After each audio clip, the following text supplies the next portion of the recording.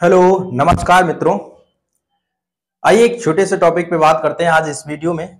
आज के इस टॉपिक में आपके इस वीडियो में रहने वाला एक छोटा सा topic Wheatstone. Wheatstone सेतु क्या होता है, इसका क्या काम होता है, ये कैसे काम करता है और इसका यूज कब किया जाता है, इसके बारे में जानने वाले हैं इस वीडियो में।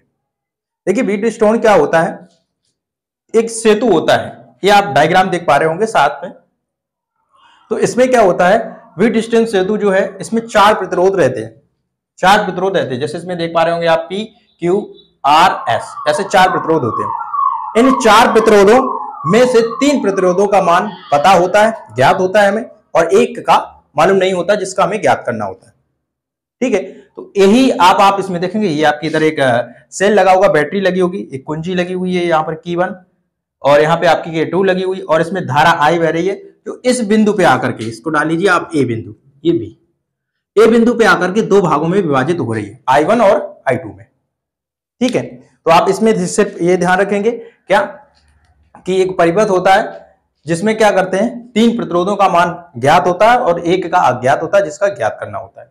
ठीक है, तो आप यहीं से आप व्हीट स्टोन सेतु की आपकी जो परिभाषा है आप लिख सकते हैं। यहां से क्या लिखेंगे, देखिए आप यहां से शुरू कर सकते हैं। इसमें क्या, इस परिपथ में तीन प्रतिरोध ज्ञात होते हैं और एक प्रतिरोध अज्ञात होता है जिसका मान ज्ञात करना है। ठीक है, तो आप यहां लिख सकते हैं, इस परिपथ में तीन ज्ञात प्रतिरोध होते हैं, प्रतिरोध, तथा एक अज्ञात प्रतिरोध होता है जिसका मान ज्ञात करना होता है, जिसका मान ज्ञात करना है। ठीक है, एक अज्ञात प्रतिरोध होगा जिसका मान आपको ज्ञात करना होता है इस परिपथ के अंतर्गत। अब इसकी रचना के बारे में लिखेंगे, ये जो रचना बनी हुई है इसमें क्या क्या है इसके बारे में डालेंगे। तो आप यहां हेडिंग बना लें, रचना, एक हेडिंग बनाए रचना। ठीक है, संरचना या रचना आप यहां पे डाल सकते हैं इसकी। ठीक है, इसमें क्या है, जो आप ये डायग्राम देख रहे हैं इसमें जो भी चीजें लिखी हुई है उस रचना के बारे में यहां पर लिखना होता है। ठीक है, तो यहां लिखेंगे इसमें क्या, इसमें चार प्रतिरोध पी क्यू आर एस है, चार प्रतिरोध पी क्यू आर एस है जो समचतुर्भुज भुजाओं, समचतुर्भुज भुजाओं के रूप में स्थित है। समचतुर्भुज ये देख पा रहे होंगे आप यहां पर, समचतुर्भुज भुजाओं के रूप में स्थित है। इसमें से पी क्यू आर ज्ञात प्रतिरोध और एस को अज्ञात प्रतिरोध मान लेते हैं। ठीक है, तो लिखेंगे यहां पर क्या, चार प्रतिरोध, चार प्रतिरोध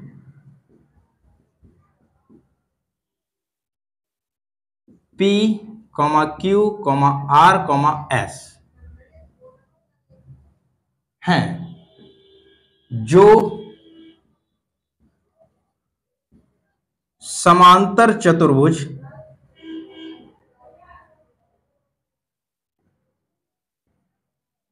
की भुजाओं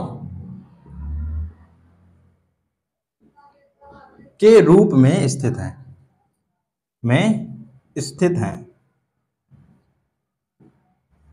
ठीक है, इसमें से लेकिन स्थित हैं P, Q, R ज्ञात प्रतिरोध तथा S अज्ञात प्रतिरोध है, प्रतिरोध है जिसका मान हमें ज्ञात करना है। ऊपर आप लिख चुके हैं अज्ञात प्रतिरोध का मान ज्ञात करना होता है। तो आप इसमें लिख सकते हैं क्या, विकर्ण ए बी, ये वाला विकर्ण, इसमें विकर्ण खींचा नहीं है, आप ध्यान देखेंगे, विकर्ण ए बी एक सेल से जुड़ा होता है, ये बैटरी या बैटरी से बोल सकते हैं, लेकिन विकर्ण ए बी इसी में लिखेंगे, विकर्ण ए बी सेल से जुड़ा है, से जुड़ा है, और विकर्ण ये वाला यहां डालो बिंदु बी और डी, ठीक है, बी और डी बिंदु डाल लें आप, बी डी, बी डी एक वोल्ट मीटर से जुड़ा है, ठीक है, ये वोल्ट मीटर से जुड़ा हुआ है, ठीक है, इसमें वोल्ट मीटर से जुड़ा, इसमें धारा नहीं बहती है, ये सिर्फ एक आपके सेतु का कार्य करता है, एक ब्रिज का कार्य करता है, ठीक है। तो ये लाइन भी आप यहां लिख सकते हैं, जिसमें धारा नहीं होती है, ये एक सेतु की भांति कार्य करता है,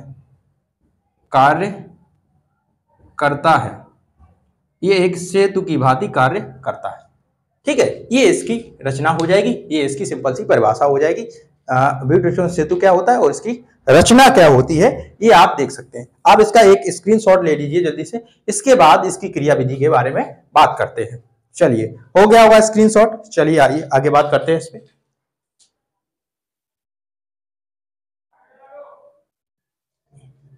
आइए बात करते हैं क्रियाविधि पर। क्रियाविधि क्या हो, अब ये काम कैसे करेगा, आपने इसकी संरचना के बारे में जान लिया। अब क्या करते हैं, पहले इस कुंजी K1 को दबाते हैं, जिससे क्या होता है, इसमें धारा जो है आपकी पहुंचती है बिंदु A पर, ठीक है। A पे पहुंचने के बाद ये दो धाराएं जो है दो भागों में I1 और I2 में विभाजित हो जाती है, और यहां पर जो ये PQ प्रतिरोध लगे हुए हैं वो आपस में इस प्रकार से जुड़े होते हैं कि जो गैल्वेनोमीटर ये लगा हुआ है बीच में, ये B और D पर जो गैल्वेनोमीटर लगा, इसमें कोई भी विक्षेप उत्पन्न नहीं होता है, अर्थात इसमें कोई भी धारा नहीं बहती है, और ये केवल एक सेतु का कार्य करता है, ठीक। तो यही क्रियाविधि आप लिखेंगे क्या, सबसे पहले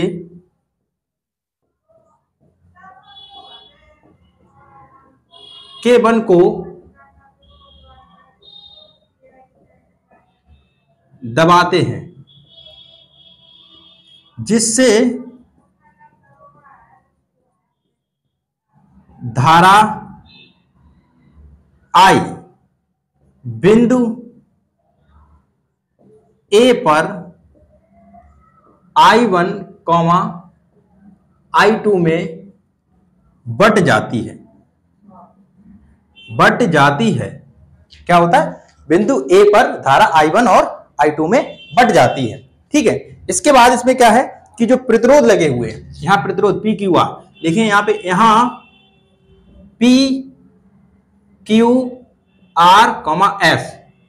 प्रतिरोध QR, प्रतिरोध इस प्रकार जुड़े होते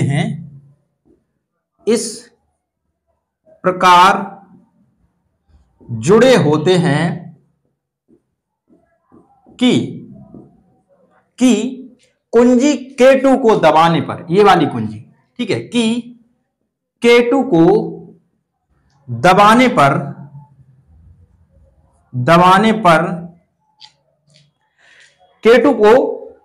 पर क्या होता है, धारामापी जो लगा हुआ है आपका, ये इसमें कोई भी विक्षेप उत्पन्न नहीं होता है, दबाने पर धारामापी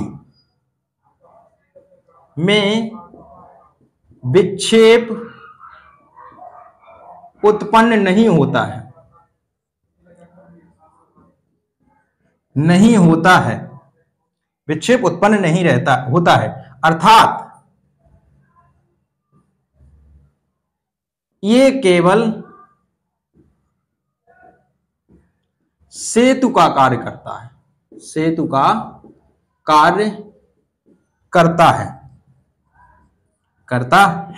क्या, ये जो आपका विकर्ण है BD वो सेतु का कार्य करता है, इसमें कोई भी धारा नहीं बहती, ठीक है। जो इस प्रकार से व्यवस्थित होते हैं ये, ठीक। अब क्या करना है आपको यहां लेना है, अब हम इसको सॉल्व करेंगे। एक बार लूप ये वाला ले लेंगे और एक बार लूप ये वाला ले लेंगे इसमें, ठीक है। तो आप देखेंगे इसमें क्या, पहले लिखते हैं क्या, बंद पास A B D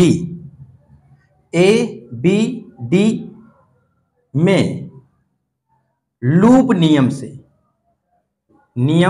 से क्या लगाएंगे?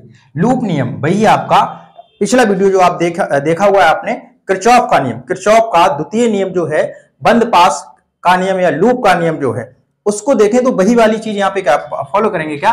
धारा और उसके संगत प्रतिरोध का गुणनफल और उनका बीजगणितीय योग शून्य के बराबर होता है, यही चीज तो बताई थी। तो देखो इसकी धारा I1 के साथ में क्या है, तो यहां लिख लेंगे I1P माइनस, क्योंकि धाराएं दोनों कैसी हैं? विपरीत है।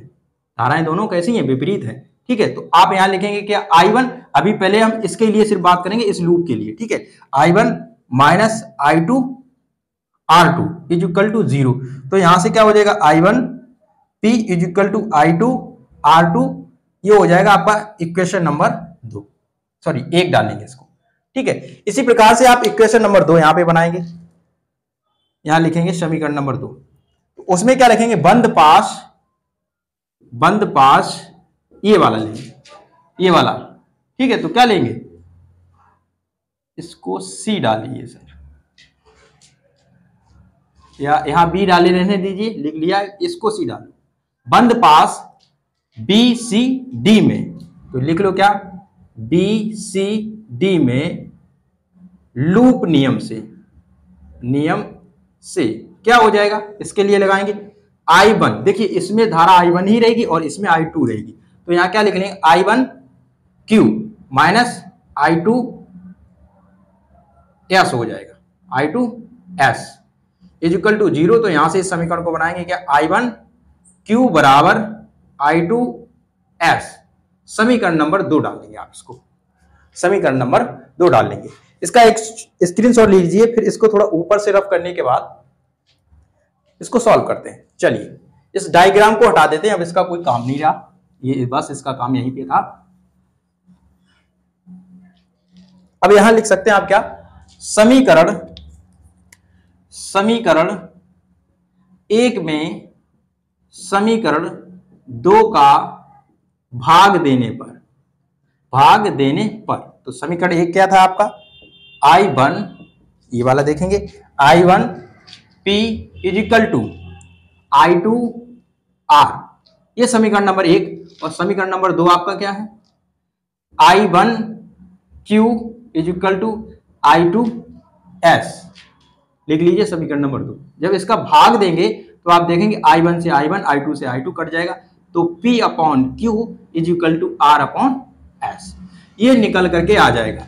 अब इसमें से आपको जो भी 3 प्रतिरोध पता होंगे उनका मान रख देंगे, और जो चौथा प्रतिरोध आपको ज्ञात करना होगा उसका मान आसानी से निकाल सकते हैं इसको।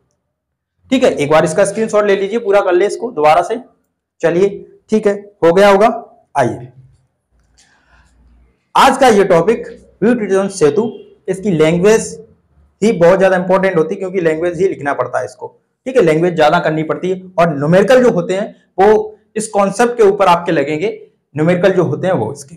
ठीक है, नहीं तो आप व्हिटिस्टोन सेतु में जो आपके बंद पास लूप वाला नियम लगा हुआ, किरचॉफ के नियम, जो आपने पिछला वीडियो देखा हुआ है उसमें, उसको बहुत अच्छे से देख लीजिए। किरचॉफ का नियम जो है, किरचॉफ के नियम प्रथम और द्वितीय जो नियम दिए गए, बहुत इंपॉर्टेंट है आपके इस चैप्टर में न्यूमेरिकल को लगाने के लिए। तो आपसे रिक्वेस्ट है वो वाला वीडियो अवश्य देखें, जरूर देखे जाकर के आप इसके वीडियो हमारे चैनल पे जाकर के इसको सर्च करें, मिल जाएगा आपको। चलिए आज का टॉपिक ये आपका व्हिटिस्टोन सेतु। हम आशा करते हैं आपसे कि आपको बहुत अच्छे से समझ में आया होगा आज का टॉपिक। मेन चीज इसमें लैंग्वेज होती है, वो मैंने आपको साथ साथ लिखी हुई है, बोल के साथ में लिखी हुई है। तो अगर अच्छा लगता है वीडियो, समझ में आया, काम का लगा, आपको चीजें अच्छी लगती हैं, तो वीडियो को लाइक करें, शेयर करें, सब्सक्राइब करें। और हाँ, जो लोग नए हैं उस चैनल को सब्सक्राइब अवश्य कर लिया करें और बेल आइकन दबा लें, इससे कि आपको जो नया वीडियो है उसकी जैसे ही अपलोड होता है उसकी सूचना आपके पास सबसे पहले पहुंच जाए। चलिए फिलहाल आज के लिए ये वीडियो यहीं समाप्त करते हैं, मिलते हैं एक नए वीडियो में नए टॉपिक के साथ, तब तक के लिए धन्यवाद।